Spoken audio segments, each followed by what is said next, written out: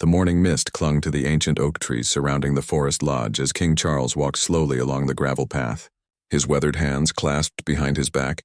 He paused occasionally to admire the wild flowers that had grown untamed along the borders of the estate. The lodge had been his sanctuary for decades, a place where he could escape the weight of royal duties and simply be a man who loved nature. The rustic stone building stood majestically among the towering trees, its ivy-covered walls telling stories of generations past. Charles remembered his own father bringing him here as a young boy, teaching him about conservation and the importance of protecting Britain's natural heritage. Now at 75, the king felt the burden of age settling into his bones, and he knew the time had come to make a decision that would shape the future of this beloved retreat. Inside the lodge, the familiar scent of aged wood and leather greeted him as he settled into his favorite armchair by the stone fireplace. The walls were adorned with photographs spanning 5 decades, family picnics, wildlife observations, and quiet moments of reflection. Each image held memories that had shaped his understanding of duty, family, and the delicate balance between public service and personal fulfillment. His private secretary, James Morrison, arrived promptly at 9 o'clock with a steaming cup of tea and the morning correspondence. Among the official documents was a handwritten letter that had arrived the previous evening. Charles recognized the careful script immediately. It was from William, expressing concerns about the increasing pressures facing the younger generation of royals and their need for a private space where they could raise their children away from constant public scrutiny. The letter spoke of Catherine's deep love for nature and her desire to create a space where George, Charlotte, and Louis could experience the simple joys of childhood that their parents had often been denied. William wrote about their shared vision of using such a place not just for family time, but as a center for environmental education and conservation, efforts that could inspire the next generation of environmental stewards. Charles set the letter aside and walked to the large windows overlooking the gardens. He watched as a family of deer grazed peacefully in the clearing, completely undisturbed by his presence. This was exactly what William and Catherine were seeking. A place where their children could witness the natural world in its purest form, understanding their role as protectors rather than simply observers. The king had spent months contemplating this decision. The forest lodge represented more than just property. It was a symbol of the monarchy's commitment to environmental stewardship and a testament to the continuity of royal traditions. He had always envisioned passing this responsibility to someone who shared his passion for conservation and understood the profound responsibility that came with caring for such a precious piece of Britain's heritage. His thoughts turned to recent conversations with William and Catherine during family gatherings. He had observed their genuine enthusiasm when discussing environmental initiatives and their natural ability to connect with people from all walks of life. Catherine's background in art history had given her a unique perspective on the cultural significance of preserving historic properties, while William's military training had instilled in him the discipline and organizational skills necessary to manage such an undertaking. The couple had already demonstrated their commitment to environmental causes through their various charitable endeavors.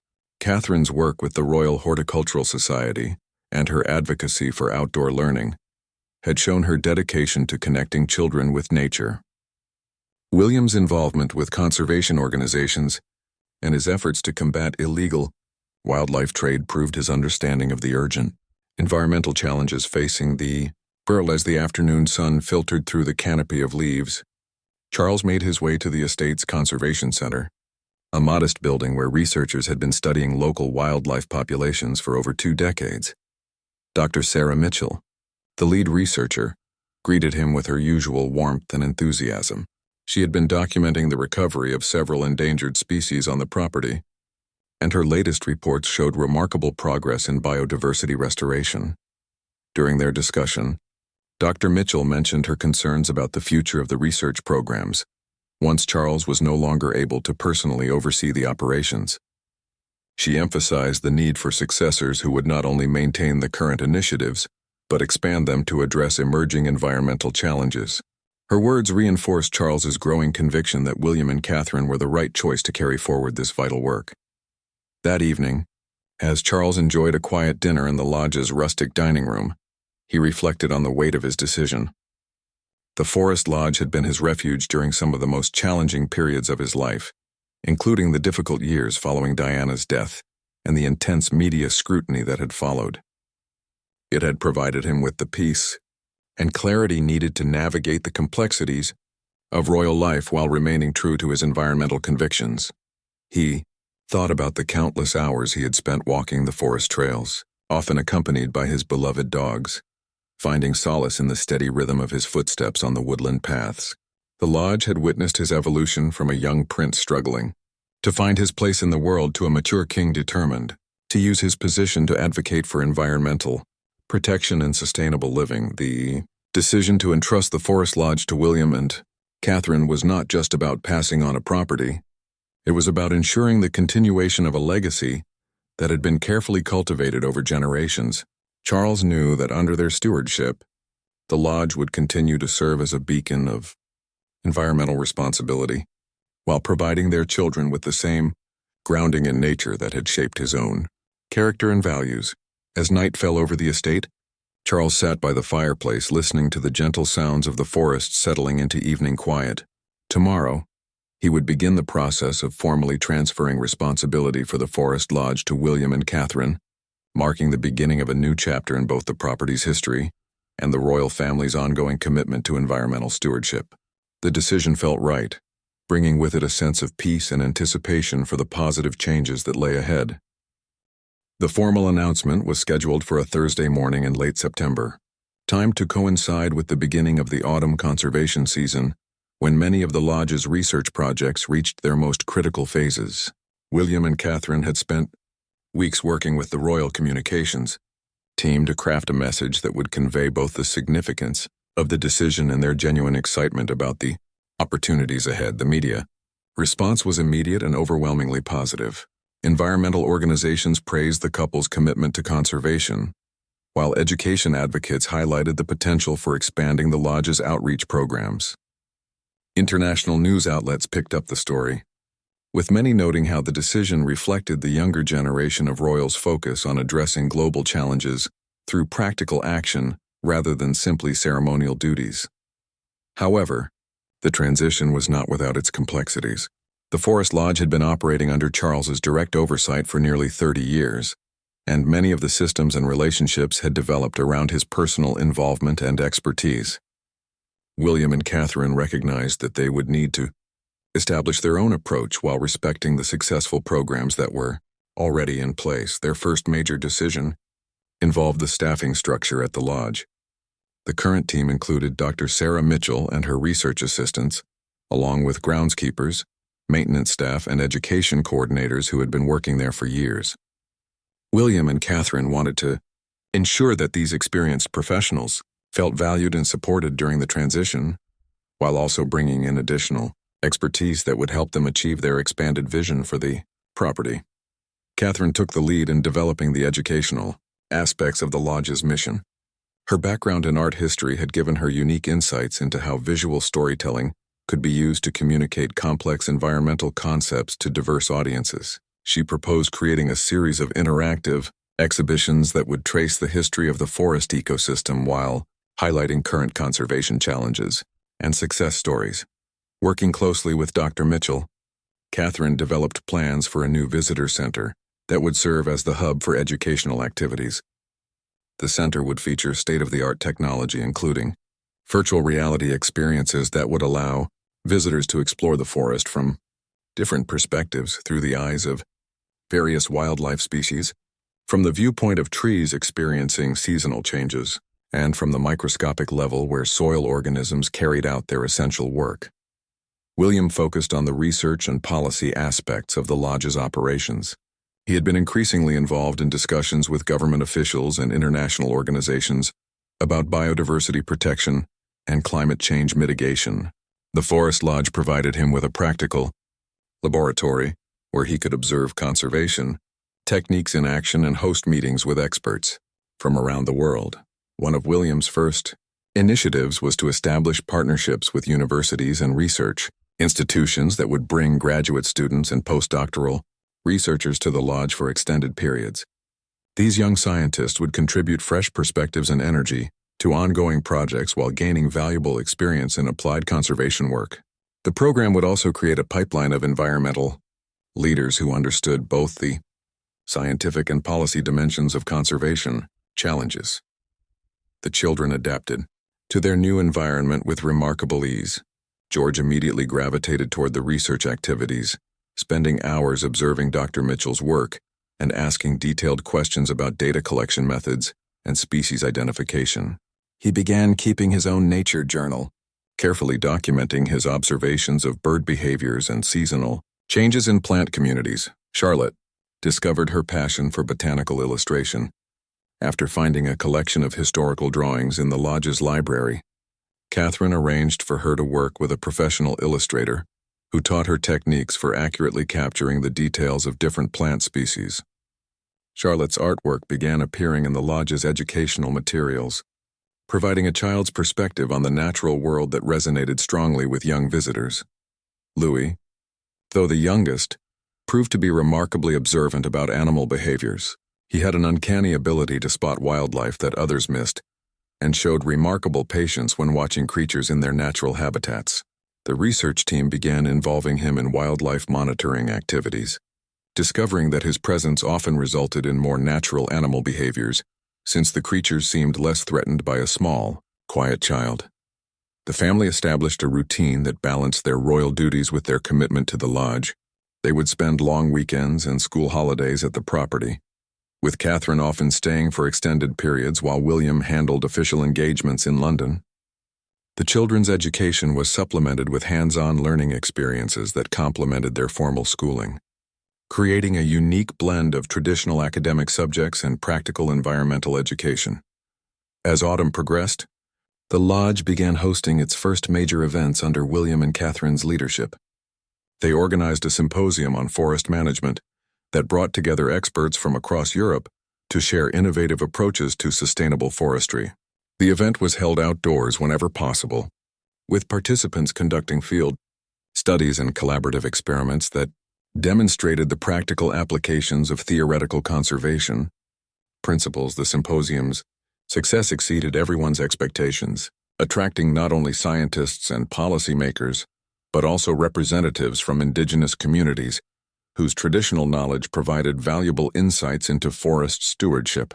Catherine was particularly moved by presentations from Native American and Aboriginal Australian speakers, who shared centuries-old practices for maintaining ecological balance through careful human intervention. One of the most significant outcomes of the symposium was the decision to establish an annual fellowship program that would bring conservation practitioners from developing countries to the forest lodge for intensive training in sustainable resource management. William recognized that many of the world's most critical ecosystems were located in regions where local communities lacked access to advanced conservation techniques and technologies. The fellowship program would provide participants with both theoretical knowledge and hands-on experience, enabling them to return to their home countries with practical skills for addressing local environmental challenges. Catherine proposed adding an artistic component to the program, teaching participants how to use visual storytelling and creative expression to engage their communities in conservation efforts. As winter approached, the lodge took on a different character. The deciduous trees stood bare against the gray sky, revealing the intricate architecture of their branching patterns. Snow covered the ground, creating a hushed landscape where the footprints of various creatures told stories of survival and adaptation. This season provided unique opportunities for studying animal behaviors and plant dormancy, strategies that would inform conservation efforts in other regions facing similar seasonal challenges. The family found that their connection to the forest lodge was deepening with each passing month. What had begun as a responsibility inherited from Charles was evolving into a genuine calling that aligned perfectly with their values and aspirations. They were not simply caretakers of a beautiful property. They were stewards of a living laboratory that was contributing to humanity's understanding of how to coexist sustainably with the natural world. The telephone call came early on a crisp Tuesday morning, while William was reviewing documents in his study at Kensington Palace. Catherine was in the kitchen helping the children prepare for school when she heard the unmistakable change in William's voice. the formal tone he used when speaking with his father about official matters. She paused in spreading jam on Charlotte's toast, sensing that something significant was happening. William's initial reaction was one of surprise mixed with deep responsibility. The Forest Lodge had always held a special place in his childhood memories. He remembered summer afternoons spent there with Harry, building makeshift forts from fallen branches while their father explained the intricate relationships between different species in the woodland ecosystem. Those visits had planted the seeds of his own environmental awareness, teaching him that true leadership meant protecting and preserving for future generations. After ending the call, William sat quietly for several minutes, processing the magnitude of what his father was proposing. The Forest Lodge wasn't simply a country retreat. It was a living laboratory where groundbreaking conservation work was being conducted. It housed research facilities that were studying climate change, impacts on local ecosystems, and served as a model for sustainable forest management, practices that were being replicated across the Commonwealth. Catherine noticed his contemplative mood immediately when he joined the family for breakfast. The children were chattering excitedly about their school projects, but she could see that William's mind was elsewhere. After they had departed for school with their protection officers, Catherine poured 2 fresh cups of coffee and settled beside her husband at the kitchen table, waiting patiently for him to share whatever was weighing on his mind. When William finally explained the conversation with his father, Catherine's first emotion was overwhelming gratitude. She had always felt a deep connection to the natural world, stemming from her childhood in the Berkshire countryside, where she had spent countless hours exploring woods and meadows with her siblings.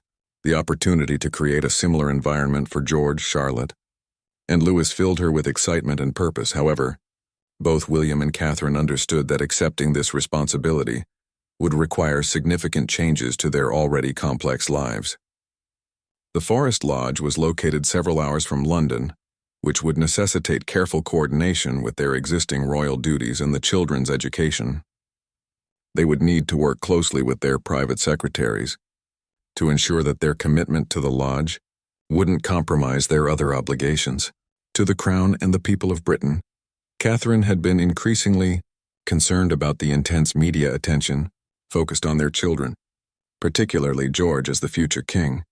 She had witnessed firsthand how the constant scrutiny had affected William and Harry during their youth, and she was determined to provide her children with as normal a childhood as possible, while preparing them for their future roles.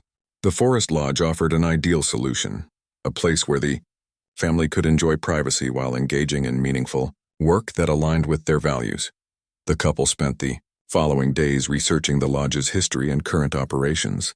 They discovered that the property had been in royal hands for over 2 centuries, originally acquired as a hunting lodge before being transformed into a conservation center under Charles's guidance.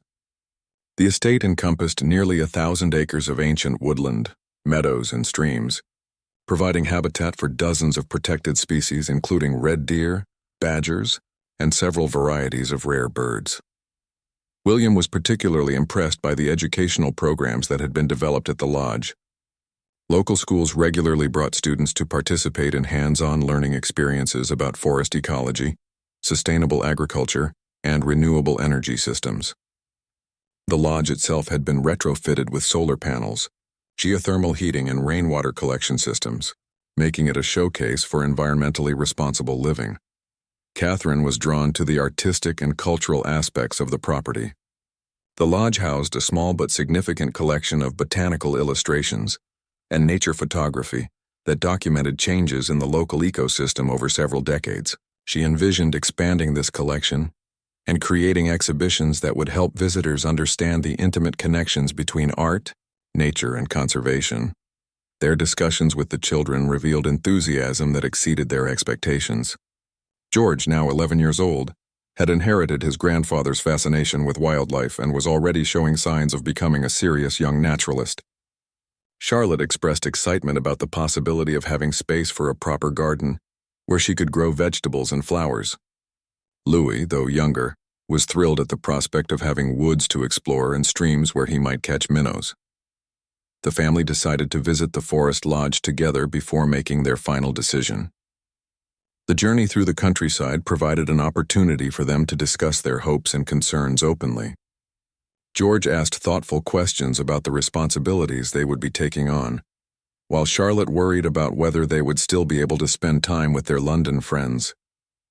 Louis simply wanted to know if there would be room for their dogs to run freely. Their arrival at the lodge coincided with the golden hour of late afternoon, when the setting sun cast everything in warm, honey-colored light. Charles was waiting to greet them personally, and his obvious joy at sharing this special place with his family was evident in every gesture.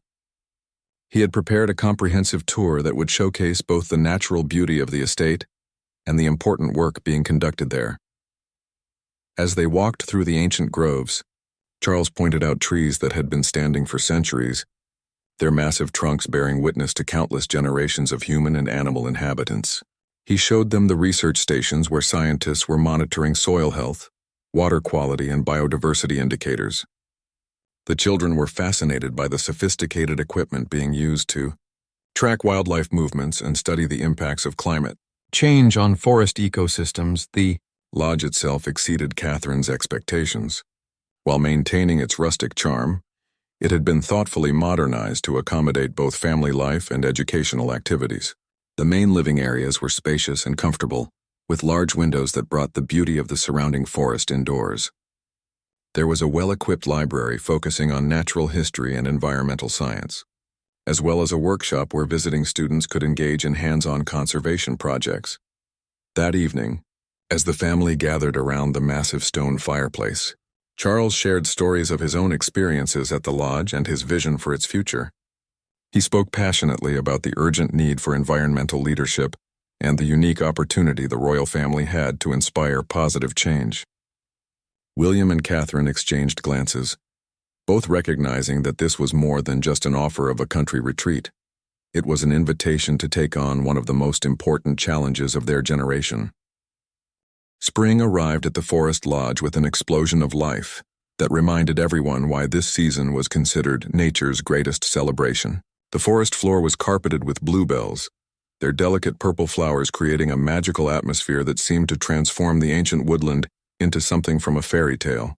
Catherine found herself walking the trails early each morning, camera in hand, documenting the daily changes as buds unfurled and wildlife emerged from winter dormancy. The children's excitement was infectious as they discovered new wonders around every corner. George had become fascinated with bird migration patterns and was working with Dr. Mitchell to set up monitoring stations throughout the property. He had learned to identify dozens of species by their calls alone and could predict weather changes by observing bird behaviors. His dedication to accurate record-keeping impressed the professional researchers, who began incorporating his observations into their official documentation. Charlotte had transformed a section of the lodge's gardens into her personal botanical laboratory. With Catherine's guidance, she was cultivating native plant species that were becoming rare in other parts of Britain due to habitat loss and climate change. Her garden served both as a conservation project and as a living classroom where visiting students could learn about plant propagation and ecosystem restoration techniques. The arrival of the first international fellows marked a new chapter in the lodge's mission. The initial group included a forest ranger from Costa Rica, a marine biologist from the Philippines, and a community organizer from Kenya who worked with local tribes on wildlife conservation. Each fellow brought unique perspectives and experiences that enriched the lodge's research programs while learning techniques they could adapt to their home environments. William was particularly impressed by Maria Santos, the Costa Rican ranger who had developed innovative methods for protecting sea turtle nesting sites while providing sustainable economic opportunities for local communities. Her approach demonstrated how conservation efforts could succeed when they addressed both environmental and social challenges simultaneously.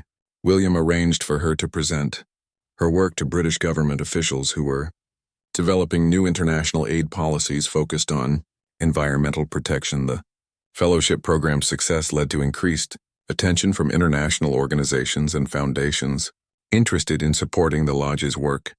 Catherine found herself coordinating with the United Nations Environment Program, the World Wildlife Fund, and smaller organizations that specialized in specific conservation challenges. These partnerships brought additional funding and expertise while expanding the lodge's global influence. However, The increased visibility also brought new challenges. Media attention intensified as journalists and photographers sought access to document the royal family's environmental work. William and Catherine were committed to transparency about their conservation efforts, but they also needed to protect their children's privacy and maintain the peaceful atmosphere that made the lodge such an effective research environment. They developed a careful media strategy that included scheduled tours for accredited environmental journalists and documentary filmmakers while restricting access during the children's school holidays and other family time. Catherine worked with the communications team to create a series of professional photographs and video content that could be shared with media outlets without requiring ongoing access to the property. The spring months also brought the first major crisis that tested the family's commitment to their new responsibilities. A severe storm system moved through the region, bringing heavy rains and high winds that damaged several of the lodge's buildings and research facilities. Trees that had stood for centuries were uprooted, blocking roads and damaging equipment that represented years of scientific work. William's military training proved invaluable during the emergency response. He coordinated with local authorities and emergency services while organizing the lodge's staff and volunteers to secure damaged areas and protect valuable research data. Catherine focused on ensuring the safety of the wildlife that had been displaced by the storm, working with veterinarians and wildlife rehabilitation specialists to provide emergency care for injured animals. The children surprised everyone with their resilience and helpfulness during the crisis. George used his knowledge of the property's layout to guide emergency responders to areas where help was most needed. Charlotte documented the storm's impact with photographs that would later be used in insurance claims and grant applications for rebuilding funds. Even young Louis contributed by helping to prepare meals for the many volunteers who came to assist with cleanup efforts. The restoration process became an opportunity to improve the lodge's infrastructure while incorporating new sustainable technologies. William worked with architects and engineers to design replacement buildings that would be more resilient to extreme weather events, while serving as demonstrations of advanced green building techniques. Solar panels were integrated into roof designs, rainwater collection systems were expanded, and geothermal heating was installed throughout the property. Catherine seized the opportunity to redesign the visitor facilities with improved accessibility features and enhanced educational capabilities. The new visitor center would include space for larger groups, better audiovisual equipment, and hands-on laboratory areas where students could conduct their own experiments. She also insisted on incorporating artistic elements throughout the facility, including commissioned sculptures made from storm-damaged trees and murals created by local artists depicting the forest's seasonal cycles. The rebuilding effort attracted support from unexpected sources. Technology companies donated equipment and expertise for installing advanced monitoring systems that would provide real-time data about weather conditions, wildlife movements, and ecosystem health. Construction companies volunteered labor and materials, viewing the project as an opportunity to showcase sustainable building practices to potential clients. Local communities rallied around the lodge in ways that surprised and moved the royal family. Neighboring farmers offered equipment and labor for clearing debris.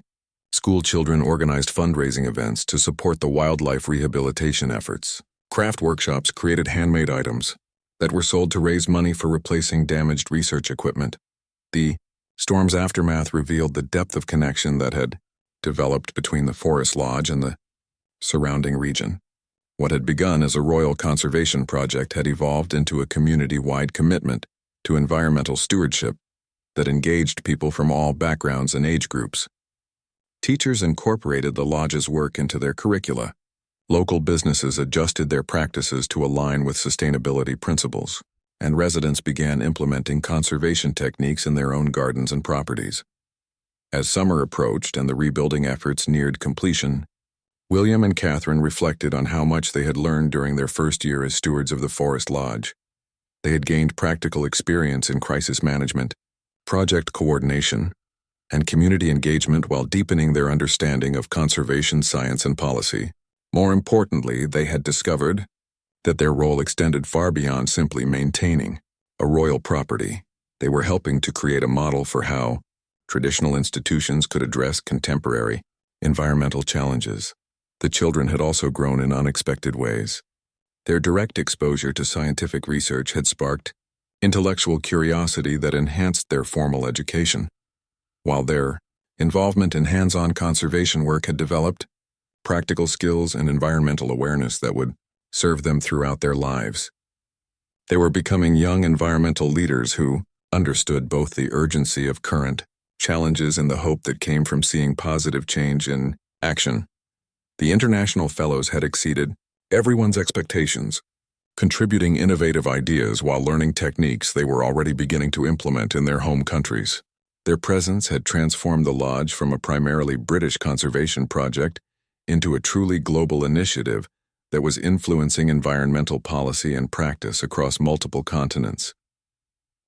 The second year brought unexpected opportunities that would transform the Forest Lodge from a regional conservation center into an international model for environmental education and research. The success of the fellowship program had attracted attention from the European Union, which was seeking locations for a new cross-border environmental initiative focused on forest restoration and biodiversity protection. Catherine found herself traveling to Brussels for high-level meetings with EU environmental ministers and representatives from major conservation organizations. Her presentation about the lodge's integrated approach to research, education, and community engagement impressed officials who were struggling to develop programs that could demonstrate tangible results while inspiring public support for environmental protection measures. The EU partnership would bring significant funding and resources, but it also meant accepting greater scrutiny and more complex administrative requirements. William and Catherine spent weeks reviewing the proposed agreement, working with legal advisors and environmental experts to ensure that the partnership would enhance rather than constrain the lodge's mission and operations. One of the most exciting aspects of the EU initiative was its focus on youth engagement. The program would bring young environmental leaders from across Europe to the Forest Lodge for intensive training in conservation science, policy development, and community organizing. These participants would then return to their home countries to establish similar programs, creating a network of conservation centers that shared resources and coordinated research efforts.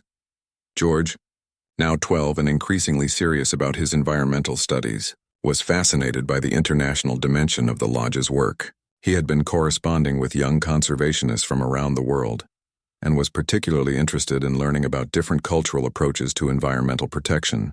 The EU program would give him opportunities to interact with peers who shared his passion while learning about conservation, challenges in different ecosystems and political contexts. Charlotte had become the lodge's unofficial artist in residence, creating botanical illustrations and nature photography that were being used in educational materials and scientific publications. Her work was gaining recognition from professional artists and scientists who praised her ability to capture both the aesthetic beauty and scientific accuracy of her subjects. The EU program included provisions for artistic documentation of conservation efforts, and Charlotte was excited about the possibility of collaborating with young artists from other countries. The summer months brought the first major international conference hosted at the newly rebuilt facilities. Representatives from conservation organizations, government agencies, and academic institutions gathered to share research findings and develop collaborative projects. The conference's location in the ancient forest provided a powerful backdrop for discussions about humanity's relationship with the natural world. William delivered the opening address, speaking passionately about the need for conservation efforts that combine scientific rigor with emotional connection to nature. He challenged attendees to move beyond simply documenting environmental problems toward developing solutions that could be implemented at scale while respecting local cultures and economic realities. Catherine organized special sessions focused on communication strategies that could help conservation organizations reach broader audiences. She had become convinced that environmental protection efforts often failed not because of inadequate science or funding, but because they failed to connect with people's emotions and everyday experiences. Her sessions included presentations by artists, writers, filmmakers, and social media experts who had successfully engaged public attention on environmental issues. The conference attracted unexpected attention when several world leaders requested private briefings about the lodge's work. The Prime Minister of Canada was particularly interested in the forest management techniques being developed there, while the President of Costa Rica wanted to learn about the community engagement strategies that had proven so successful in the surrounding region. These high-level visits brought both opportunities and challenges. The increased security requirements temporarily disrupted research activities and limited access for regular visitors. However, the political attention also resulted in new funding commitments and policy changes that would benefit conservation efforts far beyond the Forest Lodge itself. The children had adapted remarkably well to the lodge's growing international prominence. They had learned to interact comfortably with visitors from different cultural backgrounds while maintaining their focus on their own environmental education and research projects. George had become particularly skilled at explaining complex scientific concepts to adult visitors, often serving as an informal tour guide who could communicate the lodge's work with infectious enthusiasm. The autumn months brought the first graduation ceremony for the EU Fellowship Program. 24 young conservationists from 18 different countries had completed their training and were preparing to return home to establish similar programs. The ceremony took place outdoors in a clearing surrounded by trees that were displaying their spectacular fall colors, creating a setting that perfectly captured the program's focus on connecting human communities with natural ecosystems. Each graduate presented their plans for implementing what they had learned at the Forest Lodge. The diversity of projects was remarkable, ranging from urban forest restoration in former industrial cities to marine conservation programs in island nations threatened by rising sea levels. Several graduates had already secured funding and partnerships that would allow them to begin their work immediately upon returning home. Maria Santos, the Costa Rican ranger who had been part of the first fellowship group, returned for the ceremony as a special guest. Her turtle conservation program had expanded dramatically over the past year, and she had been invited to advise government officials in several other Central American countries. Her success demonstrated the potential impact of the lodge's training programs and inspired the new graduates who were beginning their own conservation careers. The ceremony also marked the announcement of a major expansion in the lodge's educational programs. Working with the British government and international partners, William and Catherine had secured funding to create residential facilities that would accommodate longer-term visitors and researchers. The expansion would include dormitories, additional laboratory space, and conference facilities that could host much larger gatherings. However, the expansion plans generated some controversy within the local community. While most residents supported the lodge's work and appreciated the economic benefits it brought to the region, some worried that larger facilities would fundamentally change the character of the area and strain local infrastructure.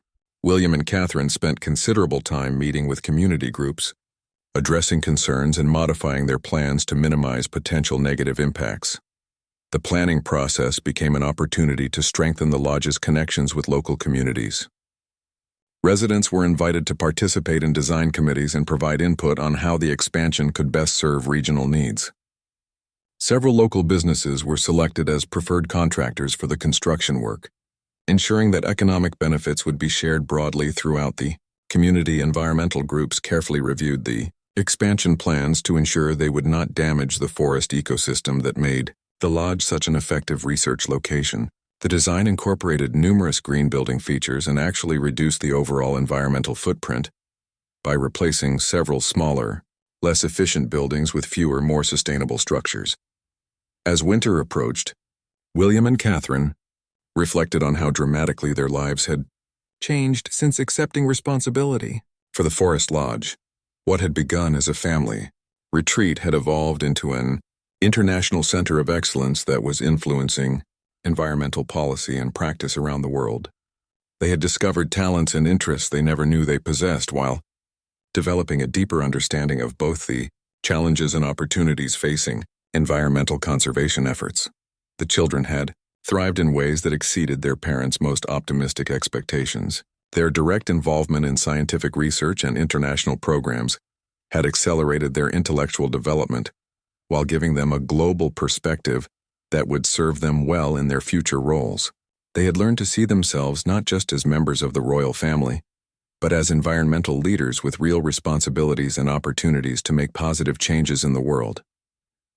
The third year began with news that would elevate the Forest Lodge to unprecedented international prominence. The United Nations had selected the facility as the pilot location for a groundbreaking global initiative focused on reversing biodiversity loss and demonstrating practical solutions for climate change mitigation. The announcement came during the World Economic Forum in Davos, where William had been invited to speak about innovative approaches to environmental leadership. The UN partnership represented both a tremendous opportunity and a significant challenge. It would bring substantial funding and resources while establishing the Forest Lodge as a showcase for international environmental cooperation. However, it also meant accepting oversight from multiple international organizations and adapting programs to meet diverse global needs while maintaining the intimate personal approach that had made the Lodge so successful. Catherine took the lead in coordinating the complex negotiations required to finalize the UN partnership. Her diplomatic skills, honed through years of royal engagements, proved invaluable in managing competing interests and cultural differences among the various stakeholders. She worked closely with representatives from developing nations who insisted that any global environmental initiative must address economic inequality and social justice issues alongside conservation concerns. The negotiations revealed the depth of Catherine's evolution from a royal consort to a respected environmental advocate in her own right. Her proposals for integrating traditional knowledge systems with modern conservation science were praised by indigenous rights organizations, while her emphasis on community-based solutions resonated with grassroots environmental groups that had been skeptical of top-down international initiatives. George had become increasingly involved in the Lodge's research programs, and his contributions were being recognized by professional scientists. At 13, he had co-authored his first scientific paper documenting the recovery of a rare butterfly species that had been nearly extinct in the region. His methodical approach to data collection and his ability to notice subtle patterns that others missed had impressed researchers who were twice his age. The young prince's work was attracting attention from universities around the world, several of which had offered him special summer research opportunities. However, William and Catherine were determined to ensure that his academic development remained balanced with normal childhood experiences and preparation for his future royal responsibilities. Charlotte's artistic work had evolved far beyond simple botanical illustration to encompass multimedia projects that combined visual art with environmental storytelling. Her latest project documented the daily life of forest creatures through time-lapse photography and detailed drawings that revealed behaviors rarely observed by human visitors. The work was being featured in a major exhibition at the Natural History Museum that would tour internationally as part of the UN's public awareness campaign. The spring months brought the first group of UN fellows, representing a much more diverse range of backgrounds and expertise than previous programs. The group included urban planners from megacities struggling with air pollution, agricultural specialists working on sustainable farming techniques, and social workers helping communities adapt to climate change impacts. This diversity created rich opportunities for cross-pollination of ideas while presenting new challenges for program coordination.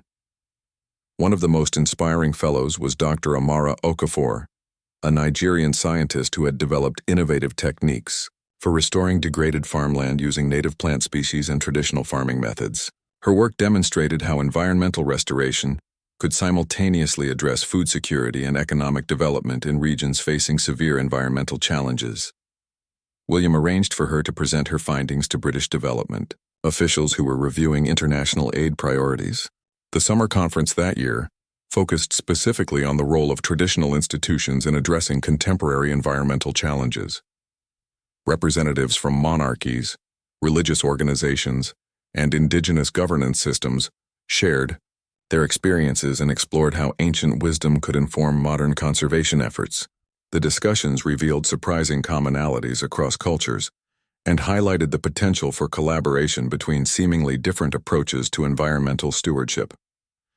King Charles attended the conference as an honored guest, and his presence provided an opportunity to reflect on how much the Forest Lodge had evolved since he had first entrusted it to William and Catherine. In his keynote address, he praised their vision and leadership, while acknowledging that they had exceeded his most optimistic expectations for what the Lodge could accomplish. The conference also marked the public launch of the Forest Lodge's digital platform, which would share resources and coordinate activities among the growing network of affiliated conservation centers around the world. Catherine had worked with technology experts to create an interactive system that would allow real-time collaboration on research projects while providing educational resources for schools and community groups everywhere. However, the digital expansion brought new concerns about privacy and security, particularly given the royal family's involvement. Cybersecurity experts worked with the lodge's technical team to implement robust protection systems while ensuring that the platform remained accessible and user-friendly for the international community it was designed to serve. The autumn months brought unexpected political challenges when a change in government led to questions about continued funding for the lodge's international programs. The new administration was more skeptical of international cooperation and questioned whether British taxpayer money should support global environmental initiatives rather than domestic priorities. William found himself in the unusual position of advocating publicly for specific policy positions, carefully balancing his role as a future king with his commitment to environmental protection. His testimony before a parliamentary committee on international development was widely covered in the media and demonstrated his deep knowledge of both conservation science and international relations. Catherine's approach was more subtle but equally effective. She organized private briefings for key political figures, bringing them to the Forest Lodge to see firsthand how international cooperation was producing tangible benefits for British research institutions and local communities. These visits often resulted in converts who became strong advocates for continued support. The political uncertainty was resolved when independent economic analysis demonstrated that the Lodge's international programs were generating significant returns on investment through research collaborations, technology transfers, and enhanced Britain's soft power influence. The new government ultimately increased funding while implementing more rigorous oversight procedures. The resolution of the funding crisis coincided with the announcement of the Lodge's most ambitious project yet, a comprehensive study of forest ecosystem responses to climate change that would span multiple continents and involve hundreds of researchers. The project would use the Forest Lodge as the central coordination hub while establishing monitoring sites in forests from the Amazon to Siberia. George was particularly excited about the global research project, which would give him opportunities to work with young scientists from around the world, while contributing to studies that could influence international climate policy. At 14, he was already corresponding with researchers at field sites in different countries and helping to develop standardized data collection protocols that could be used across diverse forest types. The year concluded with the opening of the Lodge's expanded residential facilities, which had been designed to accommodate the growing number of international visitors while maintaining the intimate atmosphere that made the forest setting so conducive to learning and collaboration. The new buildings incorporated cutting-edge sustainable technologies while blending seamlessly with the natural landscape. The opening ceremony was attended by environmental leaders from around the world, including several heads of state who had become strong supporters of the Lodge's work. The event was broadcast globally as part of the UN's climate awareness campaign, reaching an estimated audience of 50 million people and establishing the Forest Lodge as a symbol of hope and practical action in the face of environmental challenges. As William and Catherine walked through the forest paths that evening after the ceremony, they marveled at how completely their lives had been transformed by accepting Charles's offer 3 years earlier. What had seemed like a significant but manageable addition to their royal duties had evolved into a calling that was reshaping their understanding of leadership, family, and their role in addressing the defining challenges of their generation. 5 years after King Charles had first entrusted the Forest Lodge to William and Catherine, the property had become a beacon of hope in an increasingly uncertain world. Climate change impacts were accelerating globally, biodiversity loss continued at alarming rates, and political tensions were complicating international environmental cooperation. Yet within the ancient woodland, a different story was unfolding, one of restoration, collaboration, and the power of sustained commitment to positive change. The morning sun filtered through the canopy as Catherine walked the familiar trails with a group of distinguished visitors.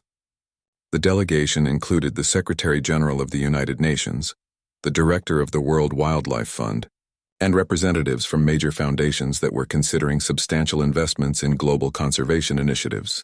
They had come to see firsthand how the Forest Lodge model might be scaled to address environmental challenges in other regions. The transformation of the property was evident at every turn. Where once there had been areas of degraded woodland, healthy ecosystems now thrived with diverse plant and animal communities. Stream restoration projects had revived waterways that had been polluted for decades, creating habitat for species that had not been seen in the region for generations. The careful integration of research facilities with natural systems demonstrated that human activities could enhance rather than damage environmental health when guided by sound science and deep respect for ecological processes. George, now 16 and preparing for his final years of formal education, had become recognized as one of the world's most promising young environmental scientists. His research on pollinator networks had been published in leading scientific journals, and his TEDx talk about youth leadership and conservation had been viewed millions of times online. Yet he remained grounded in the practical, hands-on approach that had characterized his education at the Forest Lodge, spending as much time in muddy boots collecting field data as he did in conference rooms discussing policy implications. Charlotte's artistic work had evolved into a powerful force for environmental advocacy.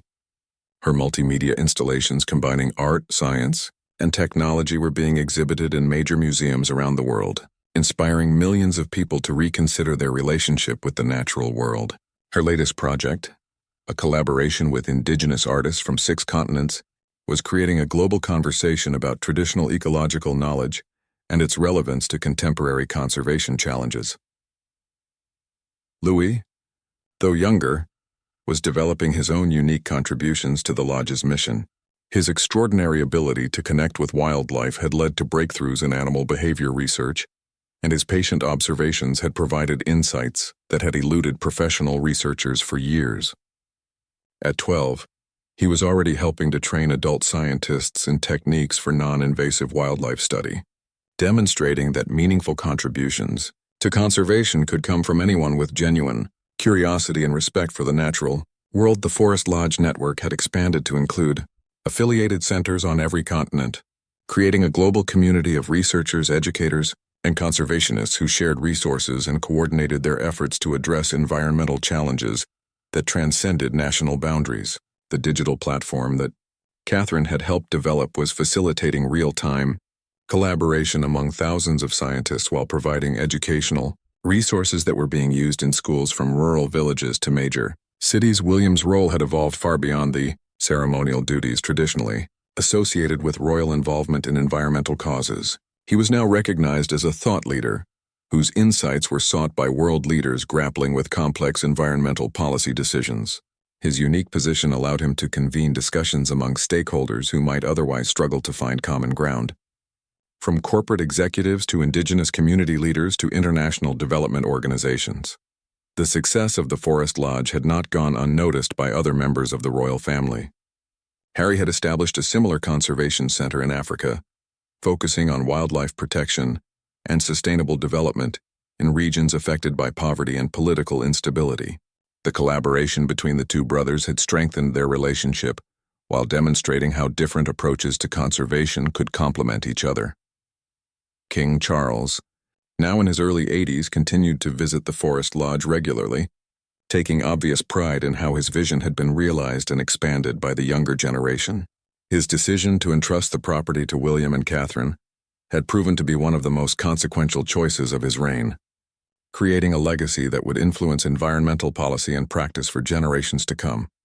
The local community had been transformed as much as the forest itself.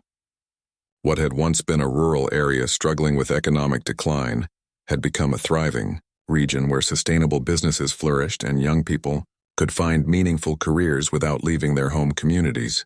The Lodge's emphasis on involving local residents in its programs had created a model for how conservation efforts could strengthen rather than disrupt traditional ways of life. Educational institutions around the world were sending students to the Forest Lodge for intensive programs that combined academic study with practical experience in conservation, science, and policy. These young people returned to their home countries with not only knowledge and skills, but also a global network of peers who shared their commitment to environmental protection.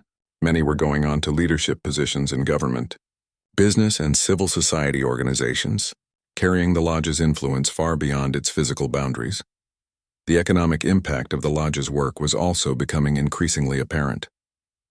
Technologies developed there were being commercialized by companies that prioritized both profitability and environmental responsibility. Research findings were informing policy decisions that saved governments billions of dollars while protecting valuable ecosystems. The lodge had demonstrated that environmental protection was not a luxury that societies could afford only after achieving economic prosperity, but rather a foundation upon which sustainable prosperity depended. International recognition of the lodge's achievements culminated in the announcement that William and Catherine would receive the United Nations Environment Programme's highest honor for their contributions to global environmental protection. The award ceremony would take place at the Forest Lodge itself, bringing together environmental leaders from around the world to celebrate not only their accomplishments but also the collaborative approach that had made their success possible. As preparation for the ceremony began, the family reflected on the journey that had brought them to this moment. What had started as a family retreat had become the center of their lives and a source of profound personal fulfillment. They had discovered that their royal status, rather than being a burden or constraint, could be a powerful tool for creating positive change when combined with genuine expertise, unwavering commitment, and deep respect for the communities they served. The Forest Lodge had taught them that leadership in the 21st century required humility as much as vision, collaboration as much as authority, and the wisdom to recognize that the most important changes often occurred not through grand gestures, but through the patient accumulation of small, sustained actions. They had learned to see themselves not as owners of the land but as temporary stewards of a precious inheritance that belonged ultimately to all humanity and future generations. The ceremony would mark not an end but a new beginning, as the Forest Lodge prepared to enter its second decade under their stewardship. Plans were already underway for new initiatives that would address emerging environmental challenges while building upon the foundation of trust, expertise, and international cooperation that had been so carefully constructed over the past 5 years. Standing together in the forest clearing where it had all begun, William, Catherine, and their children understood that King Charles' decision to entrust them with the Forest Lodge had changed not only their own lives but had created ripples of positive change that were spreading across the globe.